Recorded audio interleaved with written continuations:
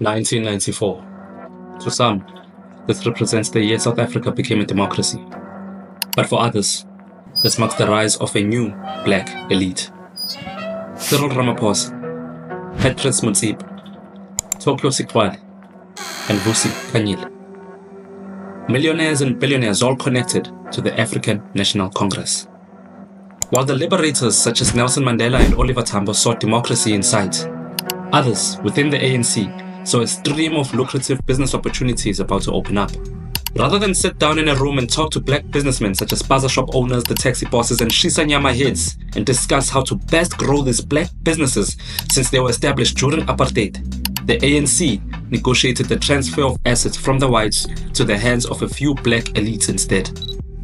This great transfer is known as the Black Economic Empowerment. Hi, welcome to another Dollar Bill documentary. In this episode, we explore how the black elite manipulated South Africa into believing they would ameliorate the suffering, whereas in reality they profited from it, just like the pigs in Animal Farm. If money, power, and status are topics that appeal to you, please consider subscribing. Let's explore how ANC billionaires profited from Mzansi's demise. Enjoy. Businesses wanted to survive, and in order to do so, it had to make the black elite owners of capital. The black elite had to own a chunk of South Africa's wealth so that the system could survive. So a transfer of wealth began to take effect. In theory, BEE is designed to redistribute wealth and eradicate the inequality caused by our dogged past. It aims to facilitate the participation of previously excluded black people. Under the BEE, businesses are incentivized to hire black workers and contracts with black suppliers. It also incentivizes black ownership of companies. These would be achieved through a string of agreements called BEE deals. Between 1994 and 2005, transactions accumulating 250 billion rand have been concluded through BEE deals. The road to hell is paved by good intentions. Thus, it is not surprising that there would be a few key individuals that would exploit the system and profit from black economic enrichment. Amongst the leading beneficiaries of black economic empowerment, we saw the rise of Cyril Ramaphosa, who was selected by the ANC to become a major beneficiary of BEE deals. The ANC strategically planted a few of its own inside the private sector. In 1996, Ramaphosa resigned from the ANC and took a position as Deputy Executive Chairman of New Africa Investments. Ramaphosa would be crucial due to his background in labor unions. In raising capital from labor unions and pension funds, the money from these pension funds would be invested in South African companies. Then, when pensioners retire, this money will be given back to them, plus the profits that the pension fund has already accumulated from its investments. The investments, however, were BEE deals. Various BEE deals took place between 1996 and 1997, resulting in a 10% stake in JSE-listed shares. For perspective, it took an average Afrikaner about 20 years to accumulate that level of fortune. BEE deals did it in just one. Thus, BEE leaves a hollow feeling that this wealth has been obtained on the back of low-income earners who invested in pension funds. Kodwa, did these poor income earners who invest in pension funds gain wealth at the same rate as Ramaphosa? Umbuzo lo. No. Ki policy ya manyor. Think tenders, but not your bikinyana tenders from your boys about driver GTI. No, nkuluma ngama tender on steroids, deals that saw Ramaphosa elected into boards of the largest JSE companies in South Africa. Amongst those are Chairman of Alexander Forbes, Chairman of Johnny Holdings, Chairman of the BEE Commission itself. Ramaphosa was also a non-executive director of Standard Bank, Bidvest Group and MTN. Next up is Patrice Motsepe. After he took control of 7 Anglo gold shafts, Harry Oppenheimer asked him, "What makes you think that you are going to make money where Anglo has not?" In 1997, Anglo Gold Division handed over 7 underperforming gold-producing shafts to Patrice Motsepe's young mining company, African Rainbow Minerals. They didn't give it to him for free though. The deal was that he pays them back $8.2 million within 3 years for those mines, which he did. Since then, Motsepe now commands a business empire stretching from financial services to sports and philanthropy, and is widely recognized as one of South Africa's most prominent business leaders.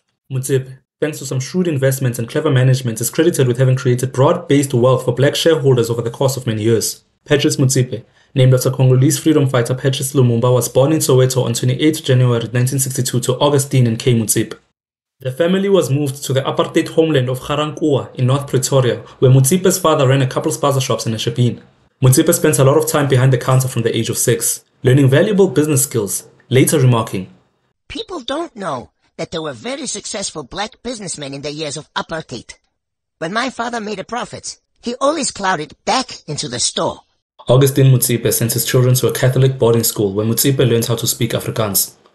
After completing high school, Motsepe enrolled at the University of Swaziland and completed his law degree at Wits.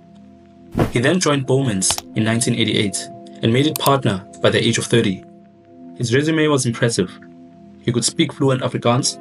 He obtained a law degree from Wits, work experience from the most prestigious law firm in South Africa, and this was all happening at a time where black people were about to get empowered. During his time at Bowman's, Motsepe specialized in mining and law. In 1993, he became partner. Kodwa Grand Sharp Motsepe akuyona ibhari ngithola. Bekabona ukuthi Grand Sharp leshandise ama-BEE izompopisa ngithola. So fere Grand Sharp 1994 iMzansi meyiba idemocracy kawo, umjida wayijinda iBowman's wathi ngona sithunele into yakhe. So he founded his first startup, Future Mining, which he literally ran out of his briefcase, to a point where they even called him the suitcase man. Run from the boot of his car, Future Mining provided contracting services to mines. This included low-level jobs like sweeping shafts for gold dust and other menial work. In 1997, Motsepe moved up a gear. The gold price was falling and the rand was stable. So this young African capitalist, like the boss he is, approached AngloGold. Bobby Godsell, the CEO of AngloGold, was looking to offload some of the struggling chefs or close them entirely. But at the same time, he was looking to empower black mining leaders. Who better to empower than a brother kan Afrikaans praat, has a law degree specialized in mining law, and launched his own mining contracts company? Bobby Godsell said, I was seeking to create black capitalists. Godsell handed over 7 shafts to African Rainbow Mining, a separate company Motsepe created next to Futures Mining. Why?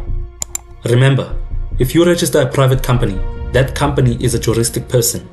What does that mean? It means that a company is its own person. So if you take out loans through a company, the loans are in that company's name. So if the company fails, you don't have to pay back the loan because you didn't take it out in your own name.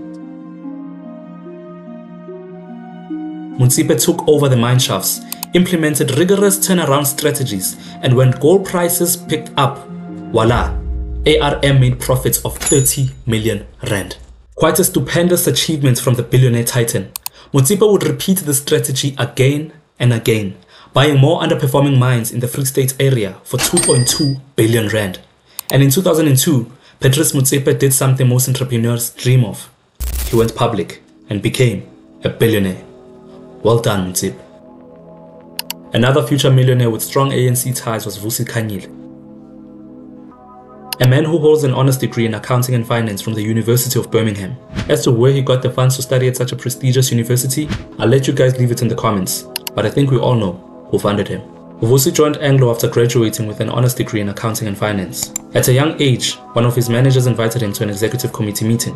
Vusi didn't know why they picked him, but he believed it was to give him exposure and show him where the reports he worked on was put into use.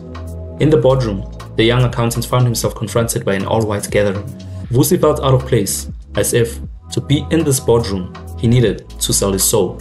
After that meeting, he realized that although this was Anglo's attempt at inclusion, his future belonged elsewhere. And it was precisely this point that his entrepreneurial urges started to bother him. Taking inspiration from black business heavyweights such as Richard Maponya, Vusi founded the Sizwe Finance Trust and opened his first office in Soweto. The purpose of Sizwe was to stimulate and support other businesses and try to obtain finance for emerging entrepreneurs. Literally a month or two after I had started, the country went into a state of emergency. I thought, what have I just done? He realized just how risky being an entrepreneur is. As an entrepreneur, you are not only responsible for your family but that of the staff you employ, as they all depend on your success to put food on the table. Like many South Africans during the time, Vusi, a father and businessman, had to play another pivotal role to the future of this country, and that is to become an activist. And then of course I was incarcerated. I was detained, like many other activists at the time. When he was released, it was clear that he couldn't build a business while at the same time fighting for liberation. So in his own words as an accountant, his entrepreneurial expression didn't die, it was deferred. So he took the decision to shut down his business. In the early 90s, once the political marketplace was starting to normalize, his entrepreneurial spirit started gnawing at him again. The ANC was unbanned in 1990, and the organization was experiencing a cash crunch. Moves had to be made as to how to secure finance for the future of the ANC, and it was clear that there was going to be an election fairly soon, and that the ANC needed to have resources at its disposal to launch a proper election campaign. So Jurgen Kogel and Mzi Khumalo had to manage the ANC's funds effectively. Their plan was for the ANC to use 10% of its annual membership income to establish a wealth fund. They wanted the fund to be managed by a big investment company such as Allen Gray, Sanlam or Old Mutual. However, it wasn't implemented according to Kogel. It ended up being invested into what Kogel called a private equity thing. It was later discovered that this private equity thing was Thebe Investment Corporation, the first post-apartheid black-owned investment firm founded by none other than Vusi Khanyile. Today, Cyril Ramaphosa is a rand billionaire president of South Africa. Patrice Motsepe is a dollar billionaire chairman of African Rainbow Minerals. And Vusi, founder of Thebe Investment Corporation, is enjoying his retirement and mostly his millions.